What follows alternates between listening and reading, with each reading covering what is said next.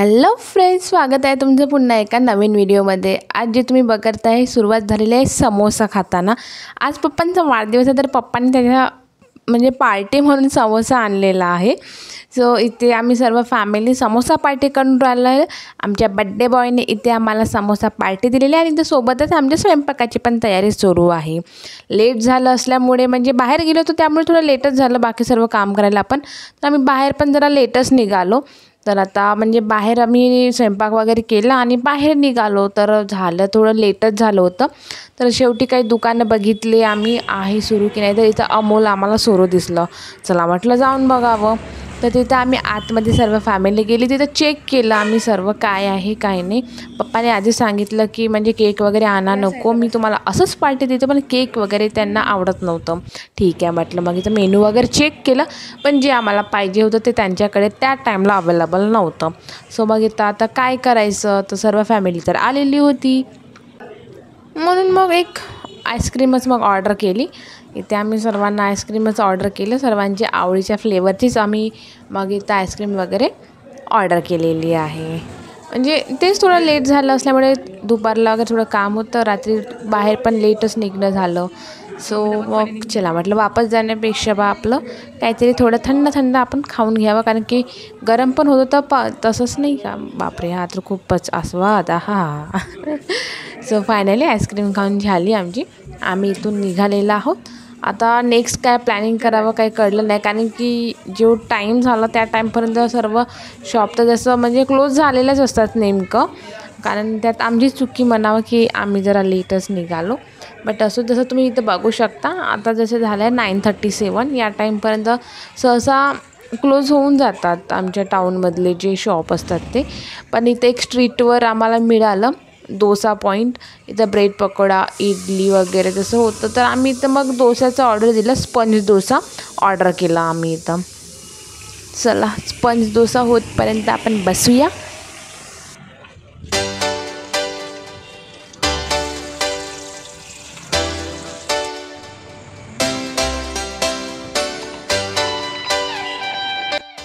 तर इथे आपला स्पंज डोसा आलेला आहे, सर्वांसाठी बोलावलेलं होतं स्पंज डोसा।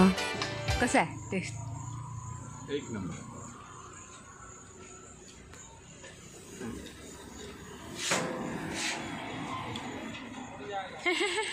त्यानंतर मग आम्ही घरी आलेलो आहोत। घरी पण मग आम्ही म्हटलं सेलिब्रेशन आमचं होतंच, थोडं ते गिफ्टसाठी आम्हाला लेट झालं असल्यामुळे दुपारला इथलं पूर्ण प्रोग्राम आमचं लेट होत गेलं। ओके, तर म्हणजे बाहेर जायला जसं आम्ही तुम्ही बघू शकले होते की 9:30 झाले होते। घरीच यायला आम्हाला मग पुन्हा बाहेरचं सर्व काही होऊन आम्हाला घरीच यायला उशीर झाला, 11 झालेले होते।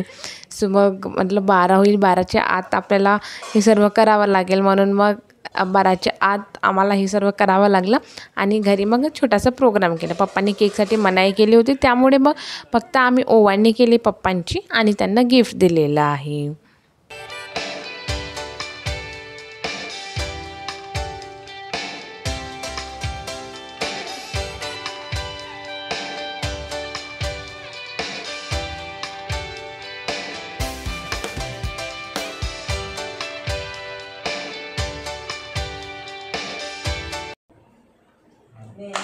Happy birthday to you. Happy birthday, happy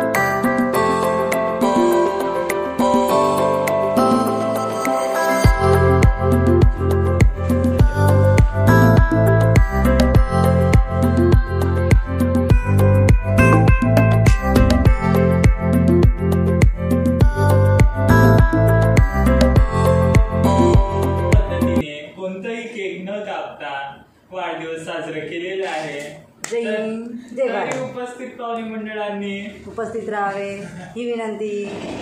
येण्याची कृपा केली याबद्दल सगळ्यांचा धन्यवाद. तिचा 7वा महिना झाला दादीचा. हां मनोगत व्यक्त करा. नाही हे पैसे माझे होत आता ठेवून देतो. सोबत त्याच दिवशी मग पप्पांचं झाल्यावर भावाचा पण बड्डे सेलिब्रेट करून टाकला. कारण याचा एप्रिलमध्ये असतो आणि एप्रिलमध्ये हा असतो पुण्याला, कारण एक्झाम टाईम असते. तर यावेळेस त्याचं काही बड्डे सेलिब्रेट करायला मिळालंच नाही. तर मग आम्ही यावेळेस त्याला गिफ्ट वगैरे घ्यावं म्हटलं आणि मग आता त्याचा पण याच्यासोबत बड्डे सेलिब्रेट करत आहोत. फोटो नाही काढलो रे.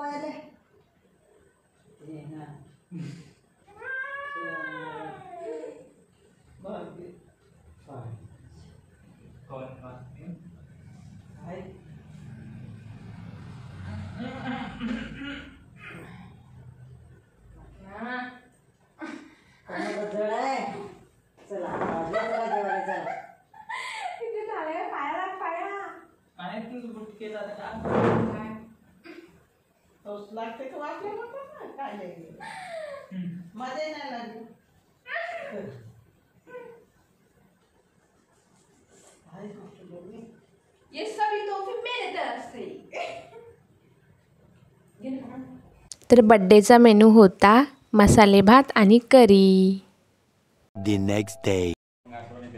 तरी तर तुम्ही बघून राहिलेला आहे सर्व सामान जर तुम्हाला असं पसरून दिसलेलं आहे, ओके ना.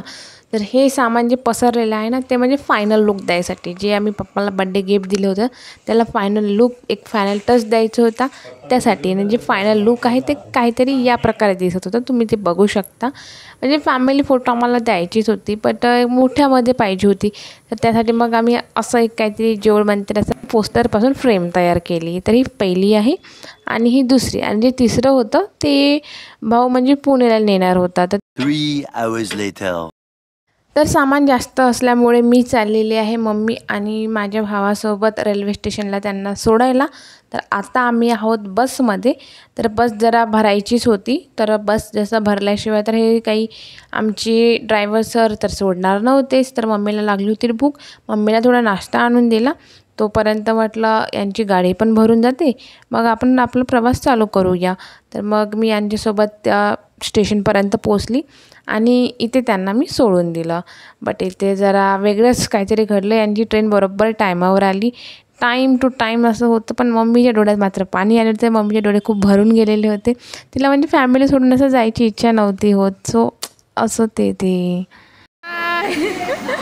Bye bye.